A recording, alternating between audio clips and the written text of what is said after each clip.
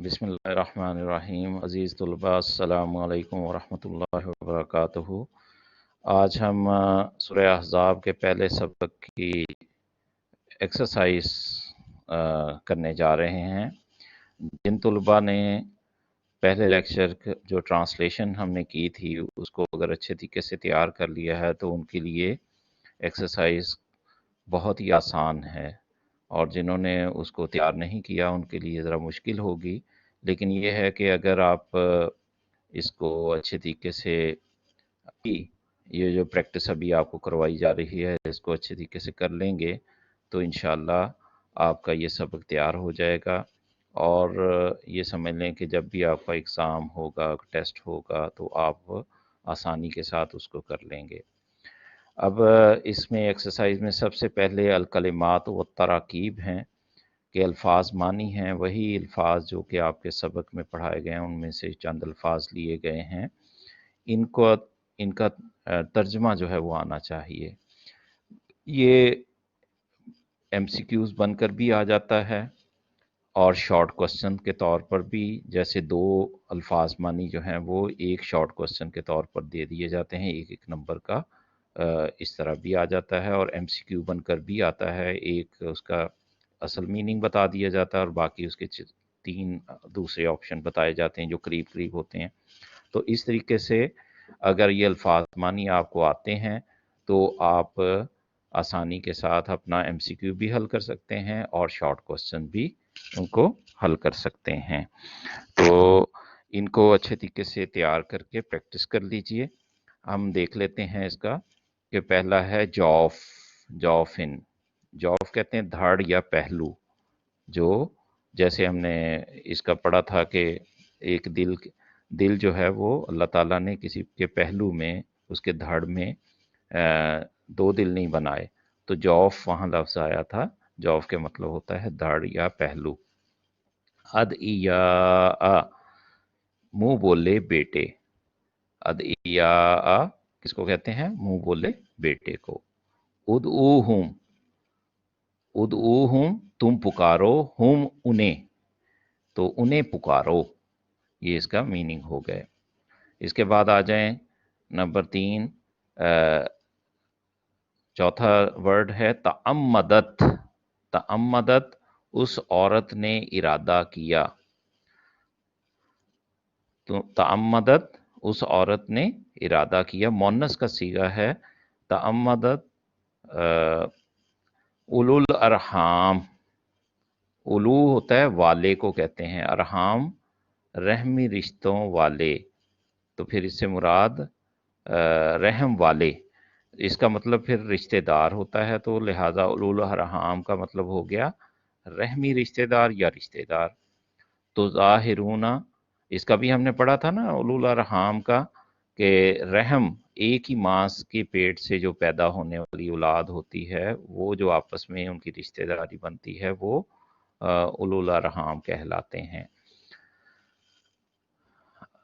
रहम, अरहाम रहम से भी है, अल्लाह ताला की रहमत के हवाले से भी है कि अल्लाह ताला ने इस रहमत की बुनियाद पर जो रिश्तों के दरमियान में एक मोहब्बत पैदा कर दी है, तो उस हवाले से ये भी मीनिंग लिए जाते हैं। लेकिन इसका मतलब हो गया रिश्तेदार। उसके बाद आ जाते हैं तुज़ाहिरूना, तुम ज़िहार करते हो। ये भी हमने पढ़ लिया था। ज़िहार करना, ज़िहार के मीनिंग हमने समझ लिए थे कि कोई अपनी बीवी को, खामद अपनी बीवी को ये कह देता है कि तू मेरी माँ जैसी है या माँ की पीठ जैसी है, तो उस पर वो ज़िहार का हुक्म लागू होता है, जो हमने तफसील के साथ सबक में पढ़ लिया था। अफवाही, अफवाह मुंह को कहते हैं, जमा है ये। फामुन इसकी वाहिद है, फामुन इसकी वाहिद है, मुंह को कहते हैं माउथ। अक्सतु, ज़्यादा मुनसिफाना बात, ज़्यादा मुनसिफाना बात, जो सही बात कही जा रही हो, इंसाफ पर मबनी हो। औला, औला का मतलब होता है मुकद्दम, ज़्यादा हक रखने वाला। तो नबी सल्लल्लाहु अलैहि वसल्लम ज़्यादा हक रखने वाले हैं मोमिनों को उनकी जानों से, तो वहाँ पर ये वर्ड आया था। अब आ जाएं मस्तूरा। मस्तूरा कहते हैं लिखा हुआ। تو یہ ہو گیا اس میں الفاظ معنی ہو گئے پہلا. اب اس کے بعد تھوڑا سا ہم دیکھ لیتے ہیں کہ ورڈ میننگ کے حوالے سے انگلش کے اسٹوڈنٹس کو بھی ذرا اس کو ایک نظر دیکھ لیجئے کہ جو اس کے ورڈ میننگ ہیں. جاف کے معنی کیا ہیں؟ Anterior, abdomen. ادعیاء، adopted sons. ادعوہم، call them. تعمدت، she intended. اولو الارحام، blood relatives. تظاہرون، you declare unlawful mother. زہار کے معنی میں ہے. افواہی، mouths. فمن اس کی ماؤتھ کے معنوں میں اس کا واحد ہے. اقسطو، مور جسٹ. اولا، مور ورتھی. اور اسی طرح مستورہ، انسکرائبڈ. تو یہ ورڈ میننگ ہو گئے. اس کے بعد ہم آتے ہیں ایکسرسائز کے جو کوسچن آنسرز ہیں ان کی طرف. تو اس کو دیکھتے ہیں. کوسچن آنسرز میں سب سے پہلا یہ ایک دو کوسچن جو ہیں وہ میں نے اضافی ڈالے ہیں جو کہ ایکسرسائز میں آپ کی پنجاب بورڈ کی کتاب میں نہیں ہیں، لیکن بورڈ میں یہ اکثر اس طرح سوالات آ جاتے ہیں. تو یہ ایم سی کیوز بن کر بھی آتے ہیں کہ احزاب، اس کا مختصر تعارف، اس میں کتنی آیات ہیں، کتنے رکوع ہیں، کب نازل ہوئی. تو یہ ایم سی کیو بن کر بھی آتے ہیں. تو ہم اس کا جلدی سے اس کو بھی دیکھ لیتے ہیں. تو سورہ احزاب کی وجہ تسمیہ لکھیں. وجہ تسمیہ کیا ہوتا ہے؟ تسمیہ اس کے نام رکھے جانے کی وجہ کیا ہے. کیونکہ ہر سورت کا کوئی نہ کوئی نام رکھا گیا تو اس کے اندر بھی وہ ورڈ استعمال ہوا ہوتا ہے، تو اس سے ہی اس کا نام جو ہے وہ رکھا جاتا ہے. تو سورہ احزاب کے معنی، احزاب اس لیے اس کا نام رکھا گیا ہے کہ اس سورت کے اندر احزاب کے، پہلے تو اس کے میننگ دیکھ لیں کہ سورہ احزاب کے معنی گروہ، لشکر اور فوج کے ہیں. اور اسی طرح سورہ احزاب کا نام اس سورت کی، سورہ احزاب کا نام اس سورت کی آیت نمبر 20 سے لیا گیا ہے. یعنی کہ یہ احزاب جو ہے وہ اس سورت کی آیت نمبر 20 میں یہ ورڈ استعمال ہوا ہے، تو وہاں سے لیا گیا ہے. پہلا تو ہو گیا اس کے معنی.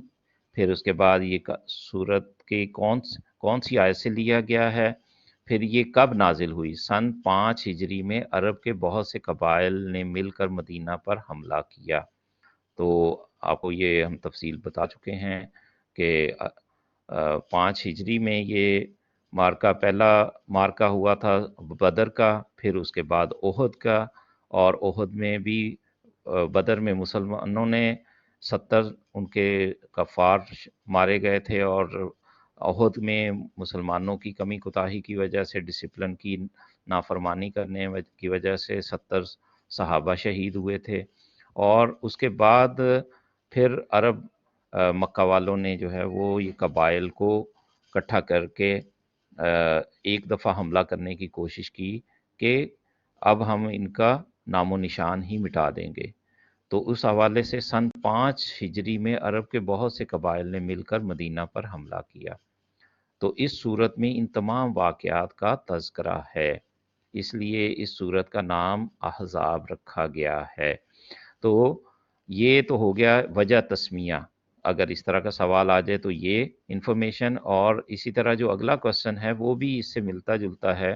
اسی کی کچھ انفارمیشن اوپر والی ہیں اور کچھ مزید اس میں ایڈ کی گئی ہیں کہ سورہ احزاب کا مختصر تعارف لکھیں، اس کا انٹروڈکشن بیان کریں. تو انٹروڈکشن میں کیا ہے؟ وہی باتیں ہیں تقریباً، اس میں کچھ چیزیں اور اضافہ کی گئی ہیں.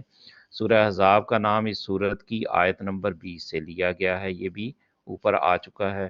اور دوسرا، سورہ احزاب کے 9 رکوع اور 73 آیات ہیں. تو 9 رکوع اور 73، اسی لیے آپ دیکھیں گے سورہ احزاب کے 9 سبق ہیں، 9 لیسن ہیں اور 73 آیات ہیں. تو یہ ہمیں یاد رہنی چاہیے، یہ ایم سی کیوز بن کر بھی آتی ہیں اس طرح۔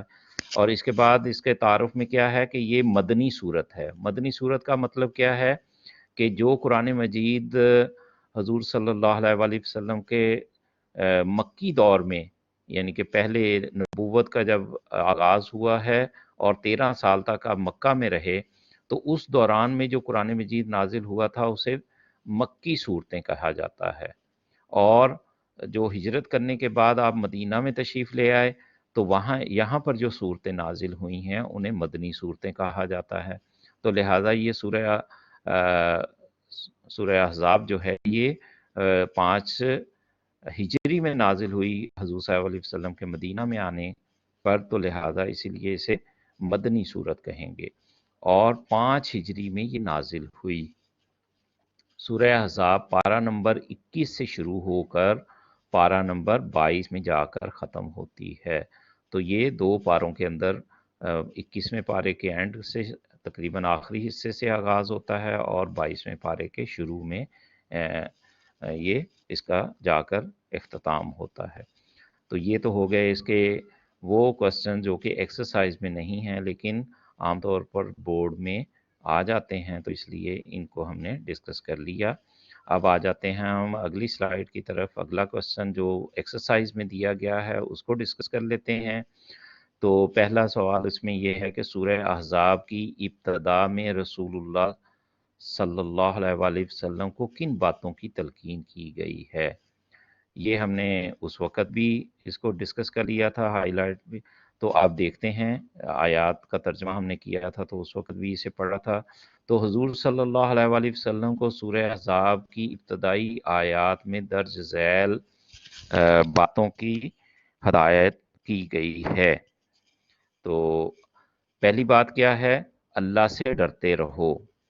کسے ڈرنا ہے؟ نبی صلی اللہ علیہ وآلہ وسلم کو کہا جا رہا ہے، نبی صلی اللہ علیہ وسلم یا ایھا النبی اتق اللہ سے ڈرتے رہیے، اور ولا تطع الکافرین والمنافقین، اور کافروں اور منافقوں کا کہنا نہ مانے۔ تو یہ دوسرا پوائنٹ ہو گیا۔ اور تیسرا پوائنٹ کیا ہے؟ آپ جو وحی آپ کی طرف کی جا رہی ہے اس کی پیروی کریں، تو اس کے پیچھے پیچھے چلیں، لہٰذا یہ تیسرا پوائنٹ ہو گیا۔ اور چوتھا پوائنٹ کیا ہوا؟ صرف اللہ پر بھروسہ کرو، کیونکہ وہی کارساز ہے، وہی کاموں کو نپٹانے والا ہے۔ لہٰذا اس بات کی طرف دھیان نہ دو کہ ہماری تعداد بہت تھوڑی ہے اور سارا عرب جو ہے ہمارے مخالف ہے، تو لہٰذا یہ ہم پر غالب آ جائیں گے۔ اللہ جس کے ساتھ ہوتا ہے اس پر کوئی غالب نہیں آ سکتا۔ تو لہٰذا اللہ تعالیٰ فرما رہے ہیں کہ صرف اللہ پر بھروسہ کرو، کیونکہ وہی کارساز ہے، وہی تمہارے سارے کاموں کو نپٹانے والا ہے۔ اصل میں تو یہ بنیادی طور پر آزمائش ہوتی ہے اہل ایمان کے اوپر بھی، کہ وہ اس ریورس قسم کے حالات میں ان کا رویہ کیسا ہے، جو کہ آگے ہم اگلے اسباق میں بھی پڑھیں گے کہ اس میں اہل ایمان کا رویہ کیا رہا، اور جو کمزور مسلمان تھے یا جو منافقین کی کیٹیگری میں تھے ان کے معاملات کیا تھے، تو وہ بھی انشاءاللہ ہم مطالعہ کریں گے۔ اب دیکھتے ہیں، یہ پہلے سوال کے 4 پوائنٹس ہو گئے۔ اللہ سے ڈرتے رہو، کافروں اور منافقوں کا کہنا نہ مانو، اور آپ کی طرف جو وحی کی جا رہی ہے اس کی پیروی کریں، صرف اللہ پر بھروسہ کرو کیونکہ وہی کارساز ہے۔ تو یہ پہلا کوسچن جو ایکسرسائز میں ہے وہ ہمارا مکمل ہو گیا۔ اب آ جائیں دوسرے کوسچن کی طرف جو ایکسرسائز میں ہے۔ سورہ احزاب میں منہ بولے بیٹوں کے بارے میں کیا ہدایت دی گئی ہیں؟ منہ بولے بیٹوں کے بارے میں جو ہدایات دی گئی ہیں، نمبر 1 جو ہے وہ اللہ تعالیٰ یہ کہہ رہے ہیں کہ اللہ تعالیٰ نے لے پالکوں کو حقیقی بیٹے نہیں بنایا۔ ظاہر بات ہے وہ لے پالک ہیں، اڈاپٹیڈ سنز ہیں یا اڈاپٹیڈ گرلز ہیں، تو اس حوالے سے وہ حقیقی اولاد نہیں ہے۔ تو لہٰذا عام طور پر یہ ہم ڈسکس کر چکے ہیں کہ آج بھی ہمارے معاشرے کے اندر جو ہے وہ یہ بات پائی جاتی ہے کہ جو اڈاپٹ کوئی سن کر لیا جاتا ہے تو اس کو اپنا نام جو ہے وہ دے دیا جاتا ہے، تاکہ کیونکہ وہ بڑا ہوگا تو پھر وہ کیا سمجھے گا کہ ہم ان کے والدین نہیں ہیں۔ تو حقیقی والدین کے نام سے ہی پکارے جانے کے حوالے سے یہاں ہدایت دی گئی ہے کہ اللہ تعالیٰ نے لے پالکوں کو حقیقی بیٹے نہیں بنایا، اور دوسرا پوائنٹ یہ ہو گیا کہ لے پالکوں کو ان کے اصلی ناموں، اصلی باپوں کے ناموں سے پکارو۔ یہاں پر باپ جو ہے وہ بیچ میں مصر ہو گیا ہے سلائیڈ کے اندر، تو اصلی باپوں کے نام سے پکارو۔ تو یہاں پر جو ان کے والد کا نام ہے اسی کے مطابق جو ہے وہ انہیں پکارا جانا چاہیے۔ آگے دیکھیں تیسرا پوائنٹ جو اس آیت میں اس کوسچن کا آنسر ہے، اگر تمہیں ان کے باپ کا نام معلوم نہ ہو تو وہ تمہارے دینی بھائی ہیں اور دوست ہیں۔ تو یہ اس لحاظ سے اللہ تعالیٰ نے یہ کہہ دیا ہے کہ اگر ان کے باپ کے متعلق نہ معلوم ہو، جیسے بچپن میں کوئی ایکسیڈنٹ ہوا، والدین فوت ہو گئے، کوئی ان کا یا مطلب کوئی ایسا بچہ مل گیا لیکن اس کے والدین کے متعلق پتہ نہیں چل سکا، تو اب انہیں ڈاٹ کر لیا ہے کسی نے، تو اس صورت میں تو انہیں اس کے والد کا نام نہیں پتہ، تو لہٰذا اس کا نام جو ہے وہ باپ کا نام معلوم نہیں ہے، تو وہ دینی طور پر بھائی ہیں، تو ان کو اپنا نام بہرحال نہیں دینا اس لحاظ سے۔ اب آ جاتے ہیں ہم اگلی سلائیڈ کا۔ یہ کچھ آیات، قرآنی آیات جو ہم نے ٹرانسلیشن کی تھی سبق میں، وہ ایکسرسائز میں بھی دی گئی ہیں۔ یہ تو اب آپ کو خود سے آنی چاہیے، لیکن پھر بھی میں ان کا ترجمہ جو ہے وہ آپ کے سامنے رکھ دیتا ہوں۔ النبی اولا بالمؤمنین من انفسہم، نبی صلی اللہ علیہ وآلہ وسلم مومنوں پر زیادہ حقدار ہیں من انفسہم، ان کی جانوں سے، وَأَزْوَاجُهُ أُمَّهَاتُهُمْ، اور ازواجہ، اور آپ صلی اللہ علیہ وآلہ وسلم کی بیویاں ان کی مائیں ہیں۔ کن کی مائیں ہیں؟ مومنوں کی مائیں ہیں، یعنی کہ ہماری مائیں ہیں۔ تو یہ ترجمہ ہو گیا۔ اب آ جائیں، یہ آپ کو پتہ ہے کہ ہم نے جب شروع میں دیکھا تھا کہ ایک کوسچن آتا ہے جس میں 3 آیات ہوتی ہیں اور اس میں سے 2 آیات کا ترجمہ کرنا ہوتا ہے، تو 4 نمبر کی ایک آیت ہے، وہ ایکسرسائز میں سے بھی ہوتی بعض دفعہ آ جائے، لیکن اکثر و بیشتر سبق کے اندر سے ہی کسی آیت کو لیا جاتا ہے، تو لہٰذا جو سبق کے اندر موجود ہیں ان کا ٹرانسلیشن بھی آپ کو اچھے طریقے سے آنی چاہیے، کیونکہ 8 نمبر کا یہ کوسچن ہے۔ اگر آپ کو یہ ٹرانسلیشن آتی ہوگی تو آپ آسانی کے ساتھ یہ نمبر بہت کم وقت کے اندر حاصل کر سکتے ہیں۔ آگے دیکھیں، ما جعل اللہ لرجل، اللہ نے نہیں بنایا لرجل کسی مرد میں، من قلبین 2 دل، فی جوفہ اس کے دھڑ میں، اللہ تعالیٰ نے کسی آدمی کے پہلو میں یا سینے میں 2 دل نہیں بنائے۔ آگے دیکھیں تیسری آیت جو دی گئی ہے، وَمَا جَعَلَ أَزْوَاجَكُمُ اللَّائِي تُظَاهِرُونَ مِنْهُنَّ أُمَّهَاتِكُمْ وَمَا جَعَلَ، اور اس نے نہیں بنایا ازواجکم تمہاری بیویوں کو، اللَّائِي تُظَاهِرُونَ جن کو تم زہار کہہ بیٹھتے ہو، منہن ان میں سے، امہاتکم تمہاری مائیں۔ یہ ہم نے اس وقت بھی ترجمہ کرتے ہوئے اس کی ترتیب کو اس طریقے سے دیکھیں، وَمَا جَعَلَ أَزْوَاجَكُمُ اللَّائِي أَزْوَاجَكُمْ أُمَّهَاتِكُمْ، اور اس نے تمہاری بیویوں کو تمہاری مائیں نہیں بنایا، اللَّائِي تُظَاهِرُونَ مِنْهُنَّ ان کو جن کو تم ذکر کر بیٹھتے ہو۔ تو اب آ جائیں کچھ تھوڑا سا ہم انگلش کے حوالے سے جو اسٹوڈنٹس ہیں ان کو ان کے ورڈز میننگ تو ہم نے دیکھ لیے تھے، اب کوسچن آنسرز کی طرف ہم دیکھتے ہیں کہ ان کے کوسچنس انگلش میں کیا ہیں، اس کی ذرا جسٹ ایک ریڈنگ کر لیتے ہیں۔ کہ پہلا کوسچن تھا، about what the has been commanded in the beginning of سورہ احزاب، یہ اس کا آنسر کیا بنتا ہے کہ آرڈر فار پروفٹ صلی اللہ علیہ وآلہ وسلم، ہیڈنگ بن گیا، ان دا بگننگ آف سورہ احزاب the prophet has been commanded by اللہ، کیا کمانڈز دی گئی ہیں؟ To continue on the path of piety, اور دوسرا ہے to continue not paying heed to the anti-Sharia altering of disbelievers and hypocrites. तीसरा पॉइंट है to continue the evident form the cause of revelation of the holy verse, to trust in Allah. یہ 4 points ہیں جو آپ کے questions کے answer ہیں کہ اللہ تعالیٰ نے نبی صلی اللہ علیہ وسلم کو کیا کمانڈس دی ہیں۔ اب آ جائیں دوسرا کوسچن جو ایکسرسائز میں دیا گیا ہے، what kind of instructions about adopted sons in سورہ احزاب۔ جی انسٹرکشن، اس کا آنسر کیا ہے؟ انسٹرکشن فار اڈاپٹیڈ سنز، اس بارے میں following instructions for adopted son in the قرآن۔ پہلا پوائنٹ ہے اللہ فاربڈ us from following an adopted son who is raised by someone as his real son. Second point, we are told to call them by the name of their real fathers.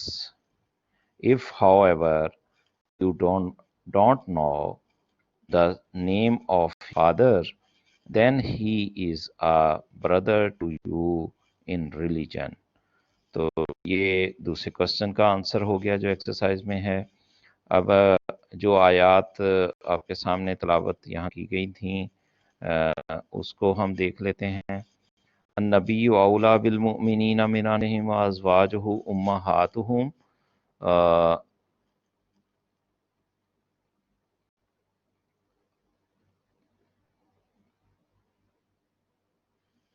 یہ میں slide آپ کے سامنے آیات کی کر دوں تاکہ آپ جی عربی دیکھ لیجئے، اس میں ٹرانسلیشن میں آپ کے سامنے کر رہا ہوں۔ النبی اولیٰ بالمؤمنین من انفسہم وازواجہ امہاتہم، surely the prophet has a greater claim over the believer than they have over each other, and his wives are their mothers. دوسری آیت ہے وَمَا جَعَلَ اللَّهُ لِرَجُلٍ مِّن قَلْبَيْنِ فِي جَوْفِهِ. Allah has never put two hearts within one man's body. تو دو دل نہیں اللہ نے بنائے۔ آگے دیکھیں تیسری آیت کا ٹرانسلیشن، وَمَا جَعَلَ أَزْوَاجَكُمُ اللَّائِي تُظَاهِرُونَ مِنْهُنَّ أُمَّهَاتِكُمْ, nor has he made your wives whom you compare to your mothers back to divorce them, your true mothers. تو یہ آیات کا ترجمہ ہو گیا جو آپ کے سامنے بیان کیا گیا ہے۔ اب ہم تھوڑا سا ایم سی کیوز کے حوالے سے تھوڑا سا دیکھ لیتے ہیں کہ اس میں ایم سی کیوز کیا ڈسکس کیے گئے ہیں، وہی جو ایکسرسائز کے اندر ہم نے یا سبق کے اندر ہم نے کچھ چیزوں کا مطالعہ کیا، اسی کے ایم سی کیوز بنائے گئے ہیں۔ ویسے تو یہ آپ کے ساتھ جو ہے آپشنز دی گئی ہیں، لیکن ہمیں یہ اسٹیٹمنٹ پڑھتے ہوئے ہی فوراً جو ہے نا ہمیں اس کا آنسر جو ہے خود سے آنا چاہیے۔ تو 4 آپشنز تو اس لیے دی گئی ہیں کہ ان میں سے کوئی ایک ہوگی۔ تو ہم دیکھتے ہیں کہ اس میں پہلی ایم سی کیوز کیا ہے۔ ایم سی کیو کیا ہے کہ سورہ احزاب کے کتنے رکوعات ہیں یا کتنے رکوع ہیں۔ تو اس میں آپ کو پتہ ہونا چاہیے کہ ہم نے ڈسکس کیا 9 سبق ہیں، تو لہٰذا اس کے 9 ہی رکوع ہیں۔ آگے دیکھیں دوسرا، سورہ احزاب کی کتنی آیات ہیں؟ جی یہ 73 آیات ہیں۔ آپ اس کو بھی ذہن میں رکھ لیں کہ 73 آیات ہیں، یہ بھی ہم نے ایکسرسائز میں کوسچن کرتے ہوئے دیکھ لی تھی۔ سورہ احزاب کس سن ہجری میں نازل ہوئی؟ جی یہ بھی ہم نے تعارف میں دیکھ لیا، اور 5 ہجری میں نازل ہوئی۔ ٹھیک ہے جی، آگے دیکھیں سورہ احزاب نازل ہوئی کہاں ہوئی؟ مکہ میں، مدینہ میں، عراق میں، عرفات میں۔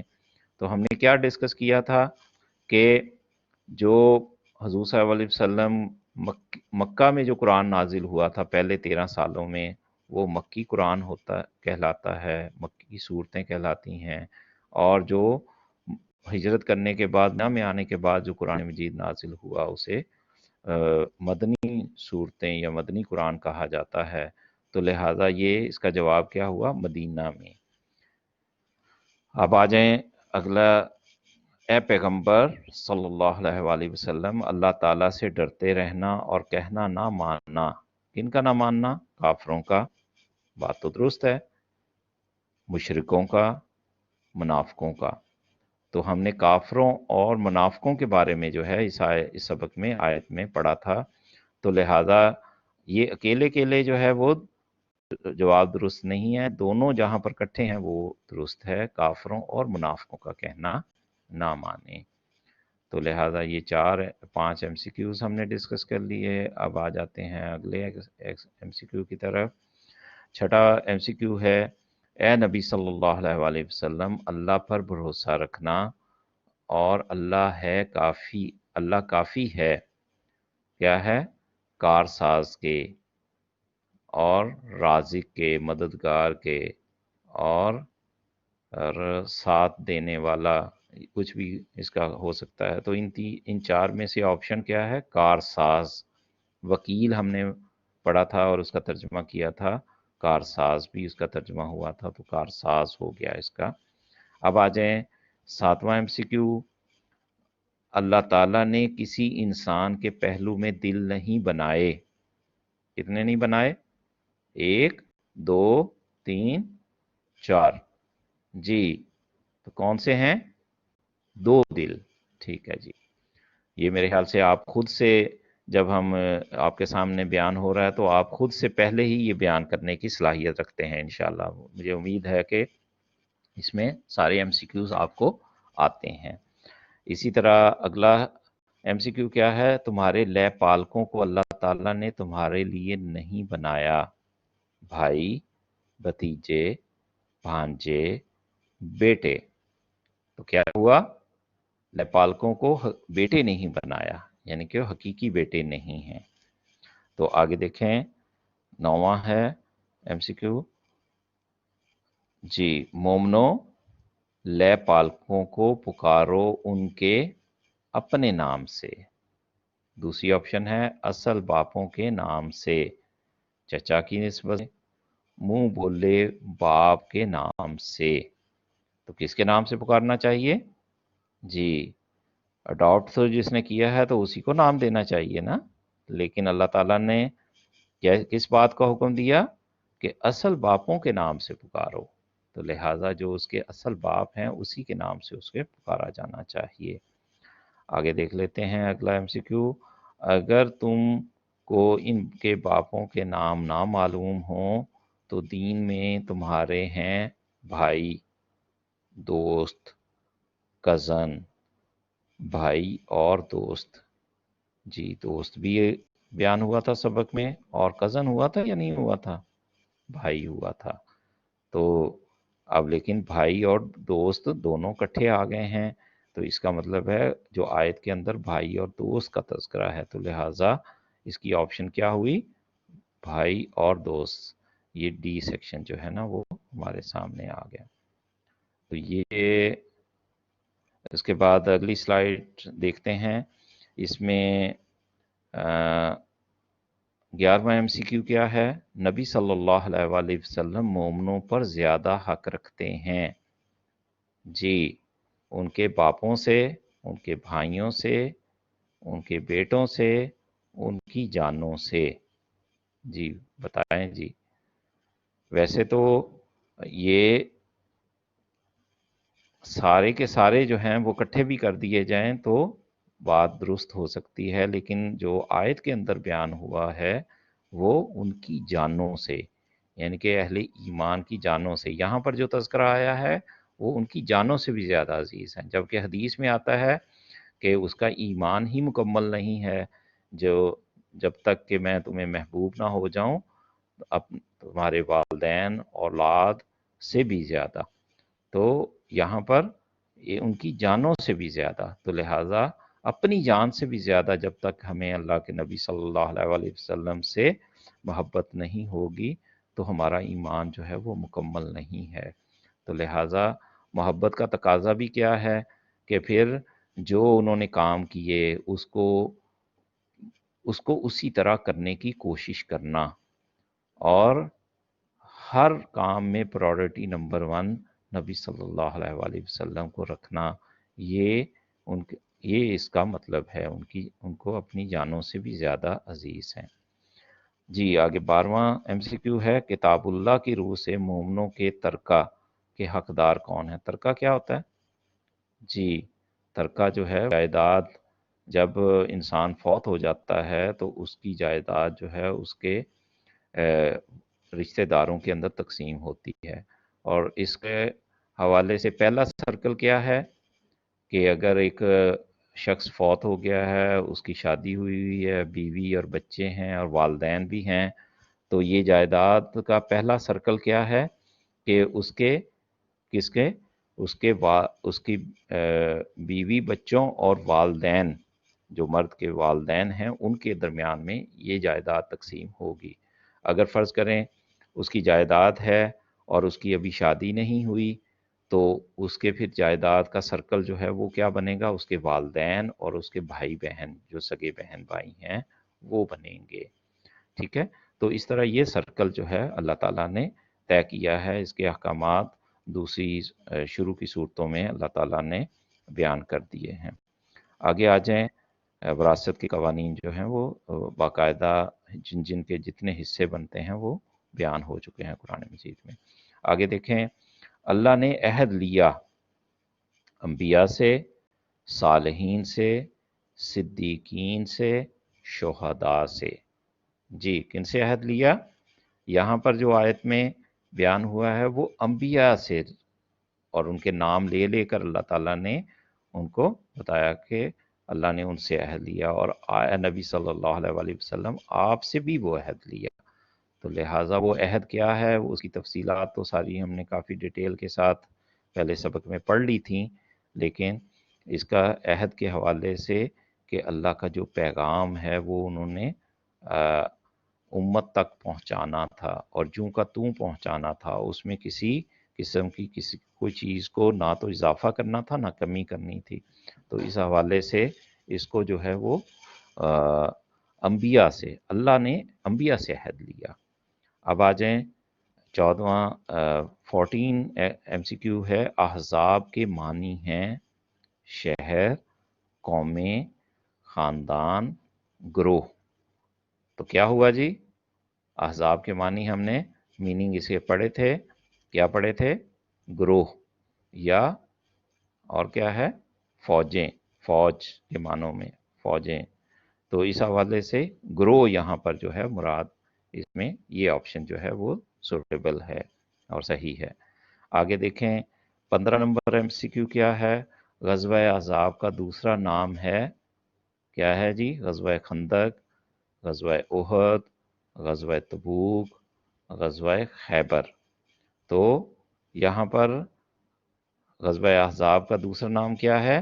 اس میں چونکہ آپ کو پتا ہے کہ خندق کھودی گئی تھی، اور چونکہ یو شیپ میں اگر سمجھ لیں ایسے کہ مدینہ وہ یو شیپ کے اندر اس کے دائیں اور بائیں اور پیچھے جو ہیں وہ پہاڑ ہیں، اور سامنے جو 3.5 کلومیٹر کا تقریباً سفر ہے جو کہ کھلا ہے، جو شہر کی طرف مدینہ کی طرف آتا ہے، تو اس کے درمیان میں وہ خندق کھودی گئی تھی، اور اتنی چوڑی تھی اور اتنی گہری تھی جس کی وجہ سے وہ کراس نہیں کر پا رہے تھے۔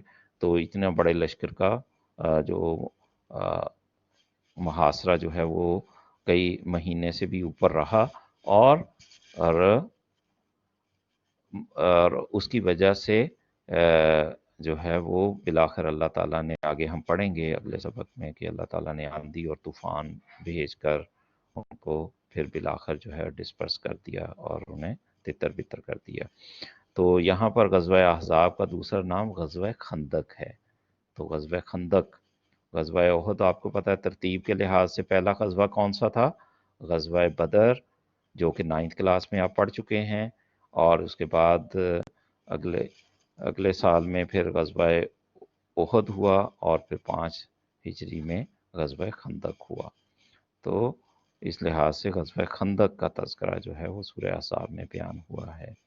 اب آ جائیں غزوہ احزاب کے موقع پر خندق کھودنے کا مشورہ کس نے دیا؟ ہاں، یہ بات جو ہے یہ تفصیل میں نہیں بیان ہوئی تھی، تو اب ہم آج اس کو ڈسکس کر لیتے ہیں کہ اس میں پہلی بات تو ہے حضرت علی، حضرت صہیب رومی رضی اللہ تعالیٰ عنہ، حضرت علی کرم اللہ وجہ رحمۃ اللہ رضی اللہ تعالیٰ عنہ، اور حضرت صہیب رومی رضی اللہ تعالیٰ عنہ، حضرت سلمان فارسی اور رضی اللہ تعالیٰ عنہ، اور حضرت بلال حبشی رضی اللہ تعالیٰ عنہ۔ جی، تو آپ میں سے کس کو پتہ ہے؟ جی، تو اس کا آنسر ہے حضرت سلمان فارسی رضی اللہ تعالیٰ عنہ۔ یہ آپ کو پتہ ہے کہ یہ فارس سے آئے تھے، فارس آج کا موجودہ ایران، وہاں سے یہ سفر کرتے ہوئے پہلے انہوں نے کرسچینٹی جو ہے وہ عیسائیت قبول کی، پھر وہاں سے حق کی تلاش کرتے کرتے بالآخر جو ہے وہ مدینہ میں پہنچ گئے، اور وہاں پر چونکہ حضور صلی اللہ علیہ وسلم نبوت کا دعویٰ اس وقت کر چکے تھے، تو ان پر ایمان لو انہوں نے کہا تھا کہ اے نبی صلی اللہ علیہ وسلم، اگر فوج زیادہ آ جائے اور ہماری تعداد کم ہو تو ہم اپنے علاقے کے اندر کیا کرتے ہیں جی، اس کا کرتے ہیں کہ خندق کھود کر اپنے آپ کو جو ہے اس کے آڑ میں رک کر ہم ان کا اندر آنے سے روکتے ہیں اور اس طریقے سے اپنا بچاؤ کرتے ہیں۔ تو حضور صلی اللہ علیہ وسلم نے ان کے مشورے کو جو ہے وہ پسند فرمایا، اور پھر یہ خندق جو ہے کھودنے کے لیے مختلف جو ہیں گروپ بنائے گئے کہ کتنے حصے کو اتنے حصے کو جو ہے وہ صحابہ نے جو ہے وہ کھدائی کرنی ہے، اور اس میں حضور صلی اللہ علیہ وسلم بھی بذات خود جو ہیں وہ اس خندق کھودنے میں ایک گروپ کے اندر شامل تھے اور خندق کھود رہے تھے۔